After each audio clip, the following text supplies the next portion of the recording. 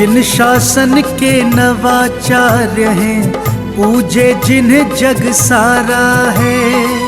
जिन शासन के नवाचार्य हैं, पूजे जिन्हें जग सारा है। परम पूज्य श्री समय सागर को शत शत नमन हमारा है।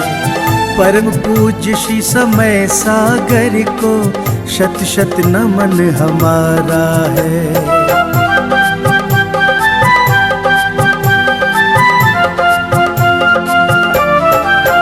गुरुवर के पावन श्री मुख से जब अमृत की धार झरे, मंत्र मुग्ध हो जाए प्राणी, जीवन का कल्याण करे।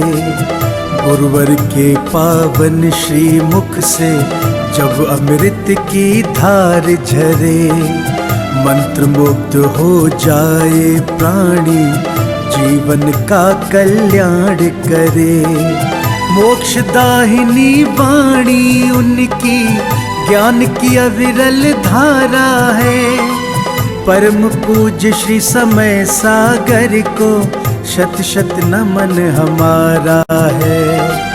परम पूज्य श्री समय सागर को शत शत नमन हमारा है।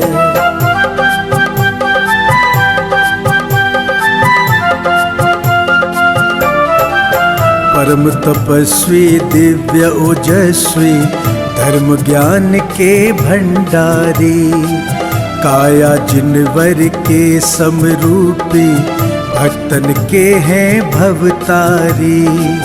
परम तपस्वी दिव्य ओजस्वी, धर्म ज्ञान के भंडारी, काया जिनवर के समरूपी, भक्तन के हैं भवतारी।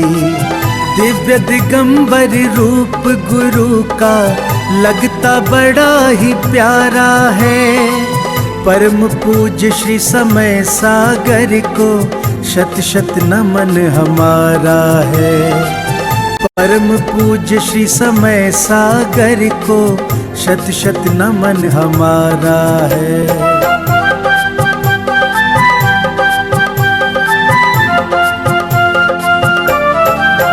विद्या गुरु की प्रतिमूरत है, उनकी ही परछाई है।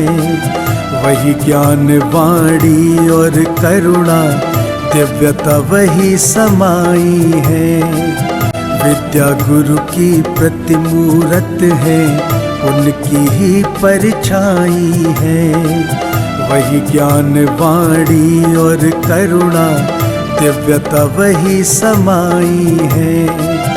जिन वाणी चैनल करे भाव से, नित गुणगान तुम्हारा है। परम पूज्य श्री समय सागर को शत शत नमन हमारा है। परम पूज्य श्री समय सागर को शत शत नमन हमारा है।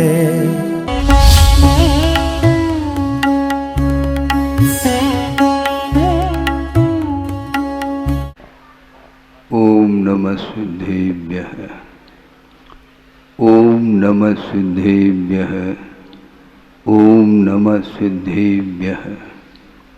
नमः श्री वर्धमानाय निर्धूत कलिलात्मने, सालोकानां त्रिलोकानां यद विद्या दर्पणायते। अहिंसा परमो धर्म की, महावीर भगवान की प्रातः स्मरणे परम पूजाचार्य गुरुवर श्री विद्यासागर जी मुनि महाराज की जय।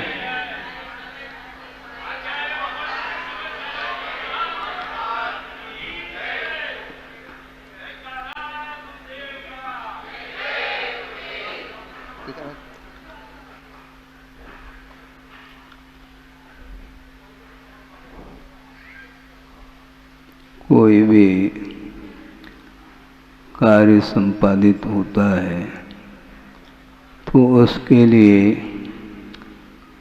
कारण की बड़ी आवश्यकता होती है और कारण के अनुरूप ही कार्य होता है। यह भी आगम में उल्लेख मिलता है। कारण सदृशम कार्यम ऐसा कहा, कारण के अनुरूप कार्य होता है। और आगे जा कर के और कह देते हैं आचार्य कि उपादान कारण सदृशम कार्यम ऐसा कहा। उपादान के अनुरूप ही कार्य होता है,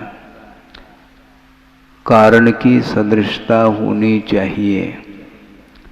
समझने के लिए आप वपन करते हैं, बीज का वपन करते हैं, और बीज कौन सा है? मान लो गेहूं है जिसको बोया गया है, तो उगेगा क्या? गेहूं उगेगा क्या? चना? गेहूं उगेगा। इसी को बोलते हैं कारण सदृशम कार्य। कारण के अनुरूप कार्य होता है। लेकिन एक और विशेष बात यह है कि कारण दो तरह के हुआ करते हैं, एक निमित्त कारण और एक उपादान कारण। उपादान कारण जो होता है जिसमें कार्य उत्पन्न होता है अथवा जिस कार्य का आधार स्वयं होता है, उसका नाम उपादान है। और उसके लिए सहयोग प्रदान करने वाले जितने भी कारण हैं उनको निमित्त के रूप में स्वीकार किया है। एक कार्य के लिए अनेक निमित्त मिल सकते हैं, किंतु उपादान तो एक ही होगा।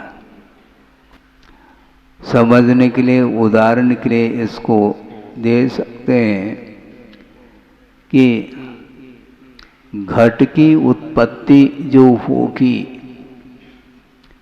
वह किससे होगी? मिट्टी से घट की उत्पत्ति होती है। यानी स्वयं ही वह मिट्टी घट रूप परिणम करती है, इसलिए उस घट का उपादान कारण के रूप में मिट्टी उपस्थित है।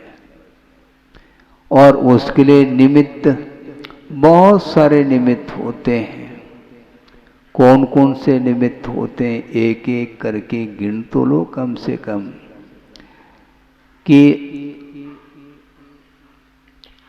उस मिट्टी को छाना जाता है, जिसमें कंकर आदि हों उनको पृथक किया जाता है। तो छानने के लिए जो चालनी जिसको बोलते हैं वह भी एक निमित्त है। और उस मिट्टी में अनुपात से पानी मिलाया जाता है, तो जल भी उस घट की उत्पत्ति में निमित्त है। अब उस मिट्टी का लोंदा बनाया जाता है रोंद करके, और उसको कहाँ पर चढ़ाया जाता है? चाक के ऊपर चढ़ाया जाता है। तो चाक क्या अधर में रहेगा क्या? नहीं, उसके लिए नीचे एक कील हुआ करती है, उस पर चाक को रखा जाता है और डंडे के माध्यम से उसको घुमाया जाता है। तो कील भी एक कारण है, चाक भी कारण है, और चाक को घुमाने के लिए जो साधन है लाठी जिसको बोलते हैं डंडा, वो भी कारण है। और घुमाने वाला कौन है? कुमार है। अपने आप नहीं घूमता, दिमाग घूम जाएगा। अपने आप घूमता नहीं, घुमाया जाता है। ये सारे सारे साधन हैं। और क्या साधन है?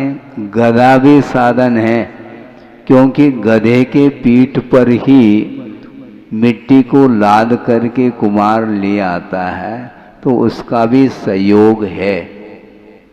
तो इस प्रकार के बहुत सारे सहयोग हो गए निमित्त के रूप में। और कोई शेष रह गया क्या? है? वो तो हाथ तो है। हाँ, कुमार का योग और उपयोग ये दोनों हैं। इसके बाद भी कोई कारण रह गया क्या निमित्त के रूप में? मैं पूछ रहा हूं। अग्नि भी और है? अच्छा, सुखाने के लिए। हाँ, धूप भी चाहिए, बिल्कुल ठीक है। और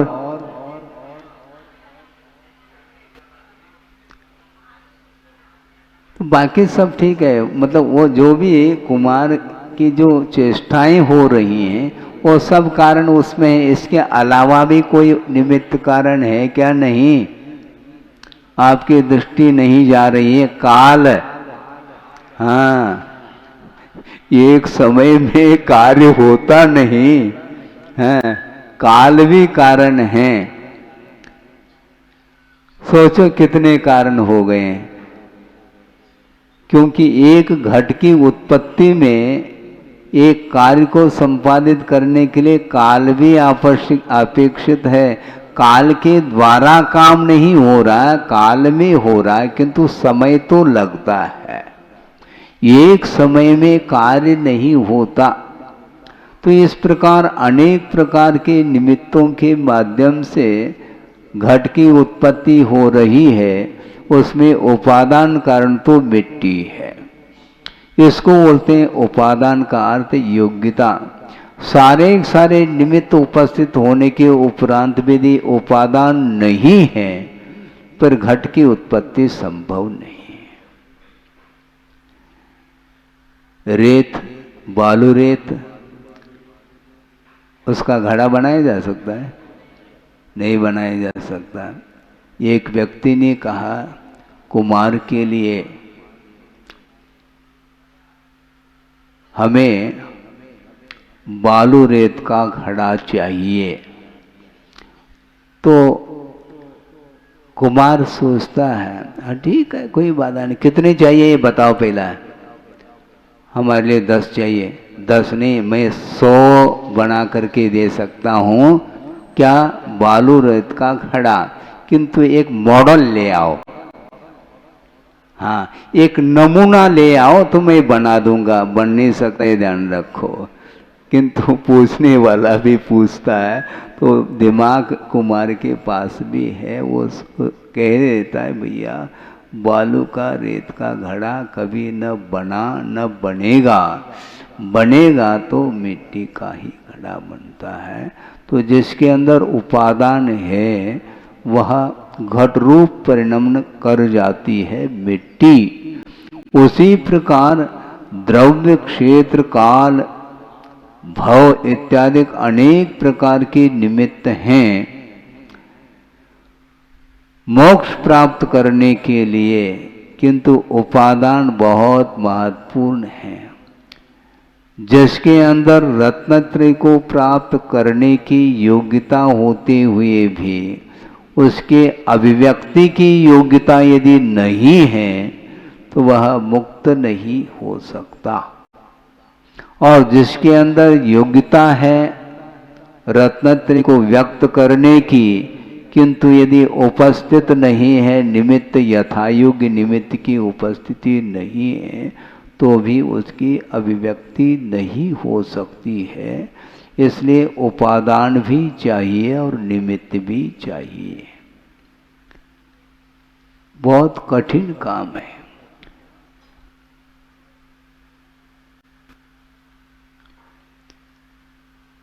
नरकों में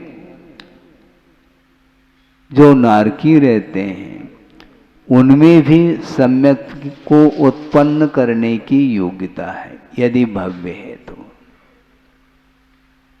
किंतु उसके लिए भी तो निमित्त चाहिए। तो वहां पर कौन कौन से निमित्त हैं महाराज? बहिरंग निमित्त। तो प्रथम पृथ्वी से लेकर के तीसरे पृथ्वी तक धर्म श्रवण, जाति स्मरण और वेदनानुभव, ये 3 निमित्त हैं। और उसके नीचे जो पृथ्वी में रहने वाली नारकी हैं उन्हें सम्यक की उत्पत्ति जो होगी वह मात्र जाति स्मरण और वेदनानुभव के माध्यम से उत्पत्ति होती है। वहाँ पर धर्म श्रवण संभव नहीं है और वहाँ पर जनबिंब दर्शन भी संभव नहीं है। सोचो, विचार करो, कितनी प्रतिकूलता है। यहाँ पर तो आप जनबिंब दर्शन भी कर रहे हैं और धर्म श्रवण भी कर रहे हैं, और वहाँ पर न धर्म श्रवण मिल रहा है चौथे आदि पृथ्वियों में, निचले पृथ्वियों में, और न जनबिंब दर्शन है। इसके उपरांत भी जाति स्मरण के माध्यम से और वेदना के माध्यम से भी सम्यक की उत्पत्ति होती है, क्योंकि वहाँ पर जाने के उपरांत भव प्रत्यय नाम का जो अवधि ज्ञान है वह उत्पन्न होता है। उसके माध्यम से मिथ्या दृष्टि यदि है तो वह कु अवधि ज्ञान के माध्यम से वह अतीत का दृश्य देख लेता है, और वह भयानक दृश्य, मैं यहाँ पर आया, क्यों आया, इतना भयंकर दुख का अनुभव मुझे करना पड़ रहा है, इसका कारण क्या है। तो वह अतीत का वह दृश्य सामने आता है तो वह हाथ जोड़ता है। हाथ जोड़ने का अर्थ क्या, मन में भाव लाता है, भगवान अब इस प्रकार का कृत्य मैं कभी भी भविष्य में नहीं करूँगा। इस प्रकार का जो भाव परिणाम उत्पन्न होते हैं उसके माध्यम से भी सम्यक की उत्पत्ति होती है, और तीव्र वेदना के कारण भी सम्यक की उत्पत्ति बताई है। जबकि तिर्यंच गति में भी वेदना होती है, किंतु तिर्यंच गति की तुलना में नारकियों को जो वेदना होती है वह अत्यंत तीव्र वेदना होती है, भयंकर वेदना होती है, जिसके कारण सम्यक को वह प्राप्त कर लेता है। और मान लो इस प्रकार पश्चाताप के भाव हो सकते होते हैं, लेकिन प्रत्येक नारकी के अंदर ये परिणाम उत्पन्न हो अनिवार्य नहीं। निमित्त मिलने के उपरांत भी वहाँ पर सारे मिथ्या दृष्टि नारकी सम्यक को प्राप्त कर ले अनिवार्य नहीं है। इसलिए बहिरंग निमित्त जो होता है वह नियामक नहीं होता। उपादान यदि अंतरंग निमित्त, अंतरंग जो कारण वह यदि बलवान है तो निमित्त का उपयोग वह कर लेता है, नहीं है तो नहीं। और यहाँ पर आने के उपरांत यहाँ की हवा लगती है तो पुनः वापस वही कृत्य करना प्रारंभ करता, आगे की तैयारी यहीं से तैयार कर लेता वो अपने आप के परिणामों को, और यहाँ आने के उपरांत पुनः विषयों में डूबता है, जिसके कारण पुनः उसका पतन होता है। इस प्रकार अपने ही परिणाम के माध्यम से उत्थान और पतन होता रहता है। इसलिए उपादान को जागृत करने की आवश्यकता है। 8 साल अंतर्मूर्त के पश्चात सम्यक दर्शन को प्राप्त करने की योग्यता मनुष्य जीवन में हो जाती है, किंतु वो अनिवार्य नहीं। 80 साल का भी हो जाए तो भी सम्यक को प्राप्त कर ले, कोई नियामक नहीं। योग्यता तो है, भव्य है, इसके उपरांत भी पुरुषार्थ यदि नहीं करता है तो सम्यक का लाभ नहीं हो सकता। इसलिए भाग्य के भरोसे पर रहने वाले आप लोग पुरुषार्थशील होना चाहिए। महाराज आपका आशीर्वाद हो तो होगा। कई बच्चे आ जाते हैं, महाराज कल पेपर है। अच्छा, तो कल पेपर है तो यहाँ पर क्या कहना चाह रहे हो? महाराज और कुछ नहीं, आपका आशीर्वाद हो, कल पेपर है। और अध्ययन यदि नहीं किया तो वो बाद में फेल होगा, मेरा आशीर्वाद ही फेल हो जाएगा। हाँ पक्की बात है, इसमें क्या, आशीर्वाद के माध्यम से ही थोड़ी होने वाला। आशीर्वाद अपनी जगह है, किंतु उसको निरंतर अध्ययन करने की आवश्यकता है। आशीर्वाद के भरोसे पर वह प्रतिदिन यदि सोता रहेगा, फिर बाद में लिखते समय वह कुछ लिख नहीं पाएगा, कोरा पेपर दे करके आएगा तो डबल जीरो मिलेंगे। तो आशीर्वाद के कारण डबल जीरो मिले हैं क्या? अध्ययन नहीं करने के कारण, अध्ययन नहीं करने के कारण। इसको बोलते निमित्त। आशीर्वाद फलेगा कब? जब वह स्वयं निरंतर वह पुरुषार्थ करेगा, तो उसके लिए एकमात्र निमित्त कारण है। आपे में का अर्थ क्या है? हाँ? लड़का गया है, पिताजी के पास जाना है, वो दूर से देख लेता है, वापिस होता है। क्यों? पिताजी आपे में नहीं। वहाँ जाएंगे तो पता नहीं क्या होगा, क्योंकि जिस इच्छा को लेकर के मैं जा रहा हूँ वो उसकी पूर्ति नहीं हो पाएगी। वो चाहता है हमें 10 रुपये चाहिए, इसी उद्देश्य को लेकर के जा रहा है, लेकिन गंभीर मुद्रा में बैठे हैं पिताजी, वहाँ पहुँचेंगे तो 10 रुपये तो दूर, हाँ पिटाई हो सकती है। इसलिए माँ के पास जाता है, क्योंकि माँ का तासीर अलग है। वो हमेशा ममत्व भाव रहता ना, इसलिए वहाँ पर 10 के 20 मिलेंगे रुपए, इसलिए वो जाता। तो इसी प्रकार ये परिणाम हमेशा पर वस्तु को लेकर के होते रहते हैं।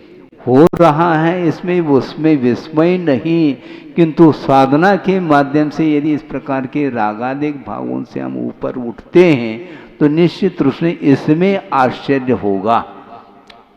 कोई लड़ रहा है, भिड़ रहा है, पाप कर रहा है, 5 पापों में डूबा हुआ है, इसको लेकर के आश्चर्य नहीं होता, क्योंकि अनादिकालीन संस्कार के कारण ये सब हो रहा है। किंतु संसार में रहते हुए भी जो अपने आत्मा में लीन होने का जो निरंतर पुरुषार्थ कर रहा है, इसमें आश्चर्य है। क्योंकि सब कुछ देखते हुए भी उसकी दृष्टि उस ओर नहीं, क्योंकि मुझे प्रभु बनना है, मुझे भगवान बनना है। मेरे प्रवृत्ति के निमित्त से भगवान किसी को भी पीड़ा न हो, ये जो भाव है, ये पवित्रतम जो भाव है, ये इसी का नाम संयम अथवा चारित्र कहा है। राग द्वेष से प्रभावित होता हुआ जो चल रहा है वह अचारित्र माना जाता है, चारित्र से दूर है वो। इसलिए हमें चारित्र को अपने जीवन में अपने जीवन को चारित्रमय बनाना, अपने जीवन को धर्ममय बनाना है। और धर्ममय जीवन तब बनता है जब अधर्म से दूर रहते हैं।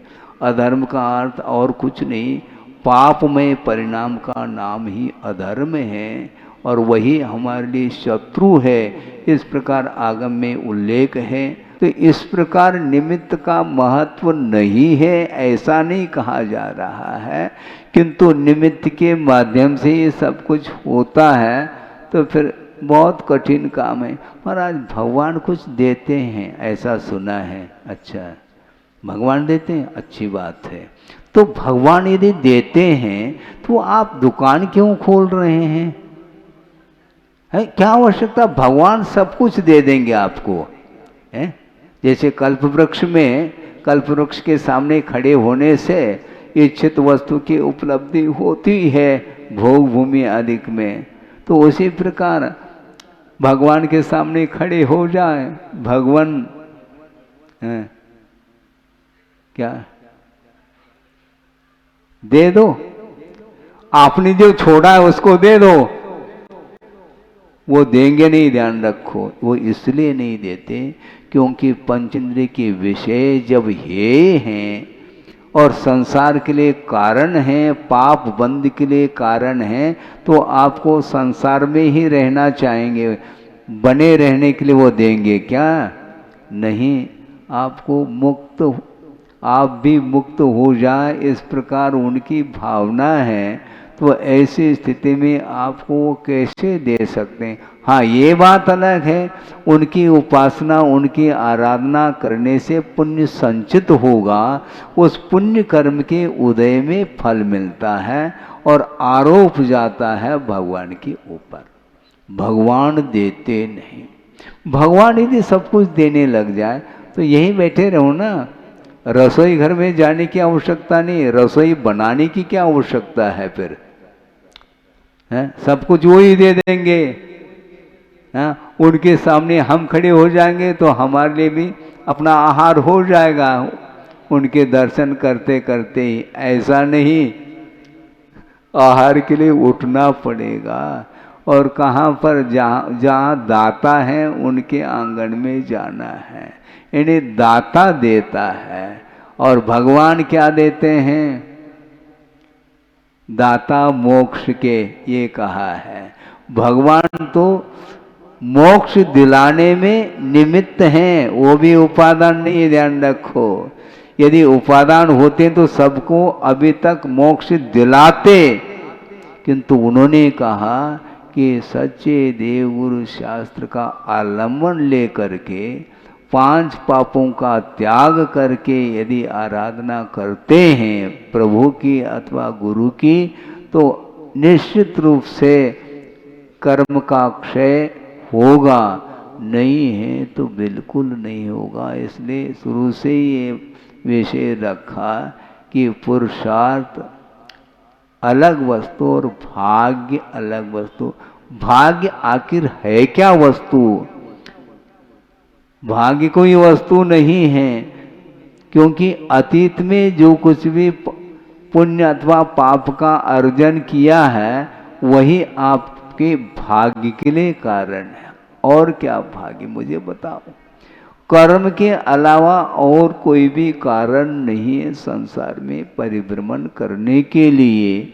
इसलिए जो कुछ भी अपने परिणामों के द्वारा कर्म का अर्जन करता है, उसका फल भोगने के लिए अन्यान्य गतियों में जा कर के जो 84 लाख जो उत्पत्ति स्थान हैं उनमें जा कर के पैदा हो जाता है, और अपना कर्म का फल जीवन के आदि से लेकर के अंत तक उसका फल भोगता रहता है। और फल का उपभोग जब करता है उस समय यदि राग के साथ यदि भोग रहा है तो पुनः वह कर्म बंध छूट नहीं सकता। ये कर्म बंध की जो श्रृंखला है, कर्म बंध की जो धारा परंपरा है, वो टूट नहीं सकती है। इसलिए रागादिक भावों से ऊपर उठ करके आत्म कल्याण करने की दृष्टि से अथवा कर्म क्षय करने के उद्देश्य को लेकर के यदि प्रभु की आराधना करते हैं, पंच परमेष्टि का आलम्बन लेते हैं, तो निश्चित रूप से कर्म का क्षय हो सकता है। हो इस प्रकार का पवित्र भाव हम रख सकते हैं। आपकी तरफ से भगवान से प्रार्थना भी कर सकते हैं, भगवान सबके लिए सद्गति प्राप्त हो, ये भाव किया जा सकता है। इन भावों के माध्यम से खुद का ही कल्याण होने वाला है, और दूसरे का जो कल्याण होगा वह उसके उपादान के ऊपर निर्धारित है। इसलिए पुरुषार्थ के माध्यम से अपने जीवन को उन्नति की ओर ले जाने के लिए आगम का और सच्चे देवगुरु शास्त्र का आलम्बन लेकर के अपनी आत्मा का कल्याण किया जा सकता है, करना चाहिए इस पवित्र भावना के साथ। अहिंसा परमो धर्म की जय। बोधि समाधि परिणाम शुद्धि स्वात्मोपलब्धि शिव शोक सिद्धि चिंतामणिम चिंतित वस्तुदाने त्वां वंदमानस्य ममास्तु देवी। परम पूजा आचार्य गुरुवर श्री विद्यासागर जी मुनि महाराज की जय।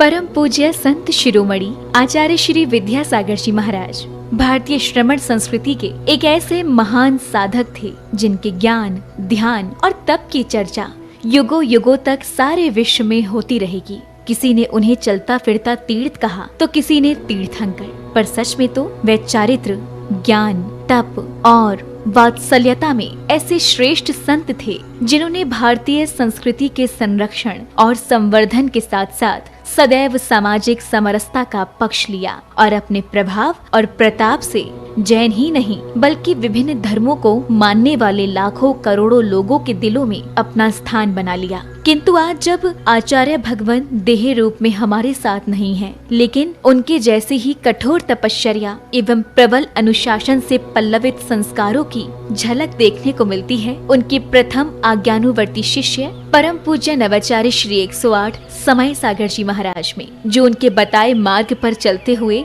आज विश्व में धर्म की महती प्रभावना कर रहे हैं।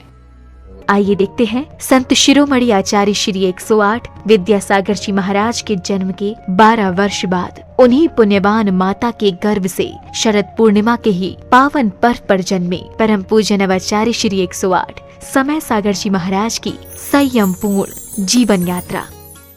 आचार विचार हो या व्यवहार, तपश्चरण हो या संस्कार या फिर हो व्यक्तित्व की बात, परम पूज्य नवाचार्य श्री 108 समय सागर जी महाराज प्रत्येक दृष्टि से साक्षात आचार्य भगवान की प्रतिलिपि कहे जा सकते हैं। और हो भी क्यों ना, आखिर जन्म देने वाले माता पिता तो एक ही हैं, और फिर इसे एक विचित्र संयोग कहें या फिर मलप्पा जी और श्रीमंती जी के पूर्व भवों का पुण्योदय, जो उन्हें 27 अक्टूबर सन 1958 को शरद पूर्णिमा के ही पावन पर्व पर पुनः एक बालक के माता पिता बनने का सौभाग्य प्राप्त हुआ। 6 भाई बहनों में सबसे छोटे किंतु शांत प्रवृत्ति के इस बालक का नाम शांतिनाथ रखा गया।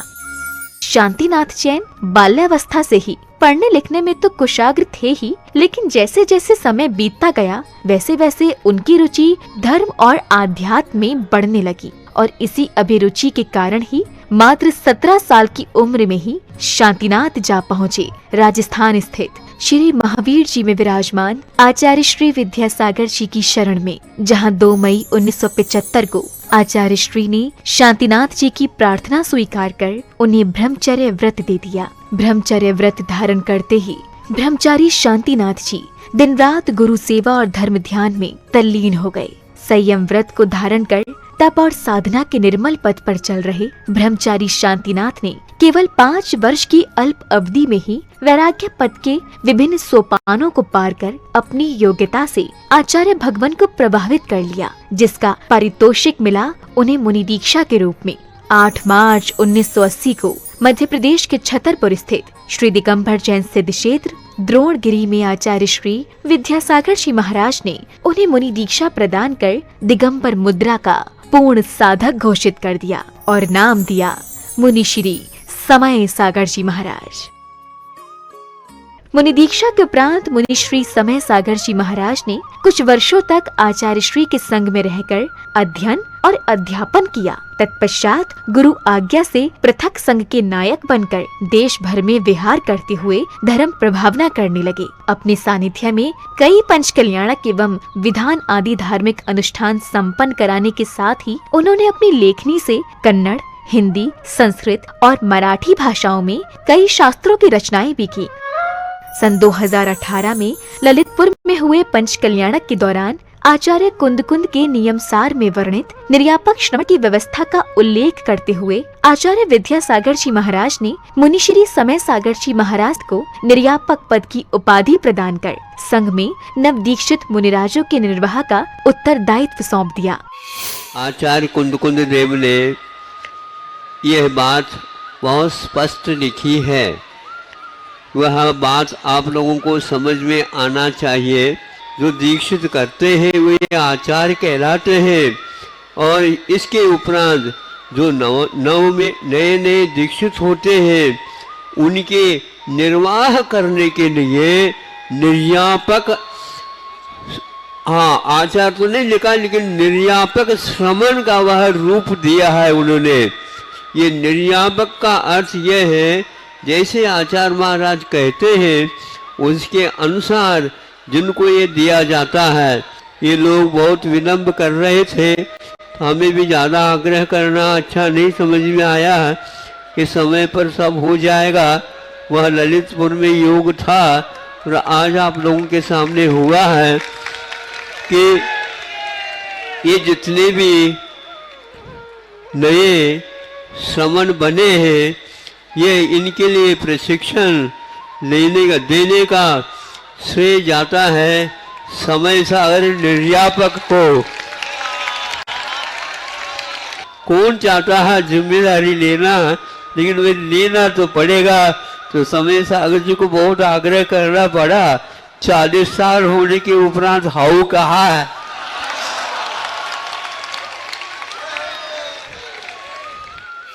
समय अपनी गति से चलता रहा। छत्तीसगढ़ के डोंगरगढ़ स्थित चंद्रगिरी तीर्थ में विराजमान आचार्य श्री विद्यासागर जी महाराज ने 6 फरवरी के ही दिन आचार्य पद के लिए निर्यापक श्रमण मुनि श्री समय सागर जी महाराज को चुन लिया एवं अपनी समाधि से 3 दिन पूर्व 15 फरवरी 2024 को आचार्य पद का त्याग कर पूर्ण संलेखना की ओर अग्रसर हो गए।